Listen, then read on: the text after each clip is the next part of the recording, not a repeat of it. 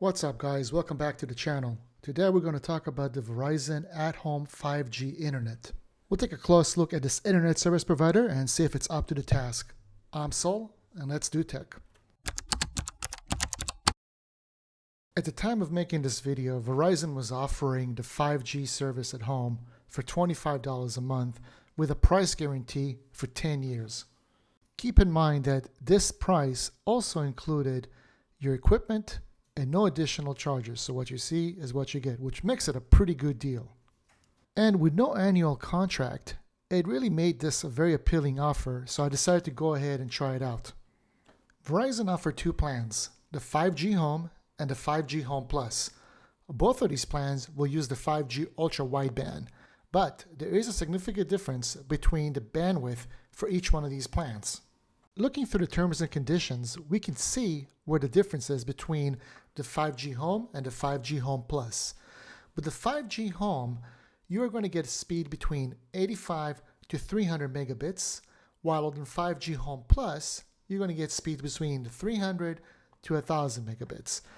Both of these plans rely on the 5G Ultra Wideband, and they both support the 4G LTE as a backup. This is where things get a little tricky, as none of these speeds are guaranteed, and it all depends on how close you are to a 5G antenna and what kind of obstacles are in the way of this 5G signal getting to your modem. So I reached out to Verizon and I told them I was interested in the service, and they sent me this box. And inside the box, there was some documentation. There was the white 5G gateway, as well as an Ethernet cable and a power adapter. So this is basically all the equipment that you're going to need to get started with the 5G service. The top of the device had this mesh cover, and then the bottom had two Ethernet ports that can be used to connect the computer directly to the modem or use a network hub to expand for additional equipment that is wired. So I went ahead and followed the instructions and placed the device right by the window as instructed, and waited for a solid white light. As you can see, the light was blinking white, and a white solid light means you have a good 5G connection. A red light means that you made no connection to the 5G antenna, and the blinking light just obviously means that it's kind of working through the process of getting initiated. This initiating process did take a very long time, but eventually I was prompted with a solid white light, which means that the device is ready and the 5G connection is now active. During this entire process, you are using the Verizon app to guide you through the setup. And as I was using the app, I let it know that I do have a solid white light, which at that point, it tried to connect to the router and to confirm that it is indeed on the network. This is when things start getting a little ugly for me as far as my deployment. I was having a really hard time getting the app to communicate with the gateway, even though the gateway had a solid white light, which means that it's ready to go.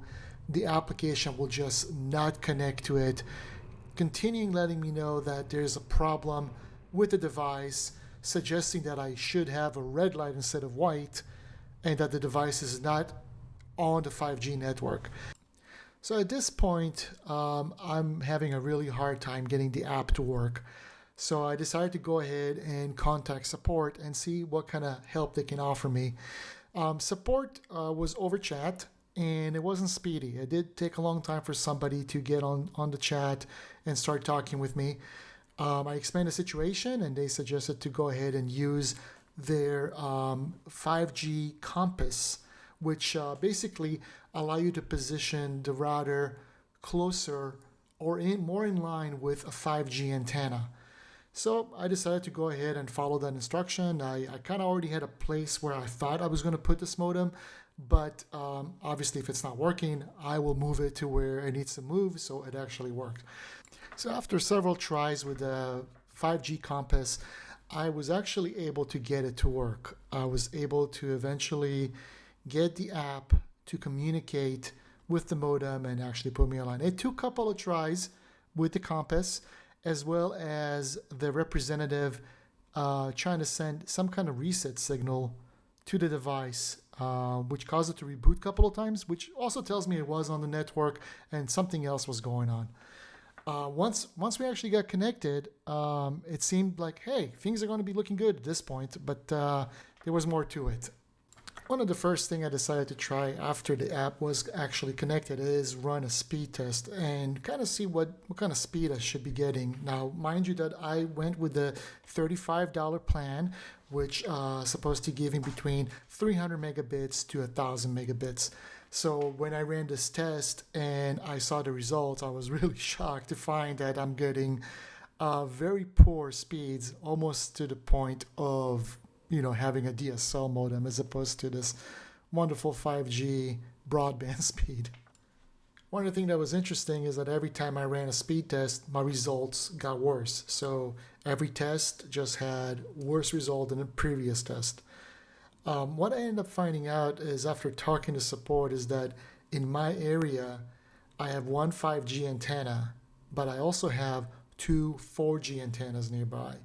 And the modem was basically falling back onto that backup connection of 4G, and that is why I was getting this poor connection.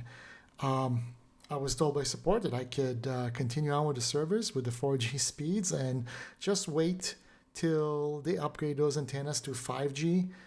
That is not something that I wanted to do. For someone else, that might be a good solution, but for me, I couldn't afford those kind of speeds for this service because I rely on it for my day job. So I decided to go ahead and cancel this service and actually return the product. So would this be something that will work for you? The question is, how close are you to the 5G antenna?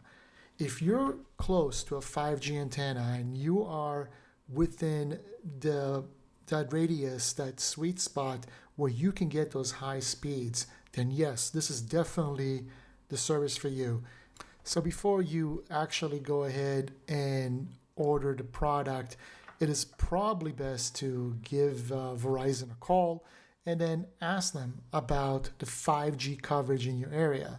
Now, I did do that when I ordered the product, but apparently they didn't specify the type of coverage. There's different levels. And when I finally got to support and I was having all these issues, I was notified that the coverage that I have is considered fair and that's not the best class of coverage. So just make sure before you kind of, put your eggs in that basket where you're going to use this 5G product, make sure to first find out how good of a coverage and what level of coverage you're going to be getting at your specific location. There are other products beside this particular cube-shaped modem that are more of an antenna that kind of sticks to the outside window of your home.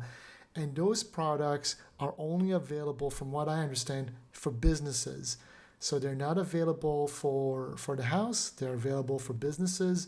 So if you are a business or you have a business, then that might be a good option for you. And I understand that those antennas that actually stick to the window are much better at picking up the 5G connectivity. So if you tried 5G and if you had better results or worse results than me, please let me know in the comments. I'm really interested in finding out of your experiences. As well as if you enjoyed this video, please hit the like button, please hit subscribe. I'm Saul, and have a great day.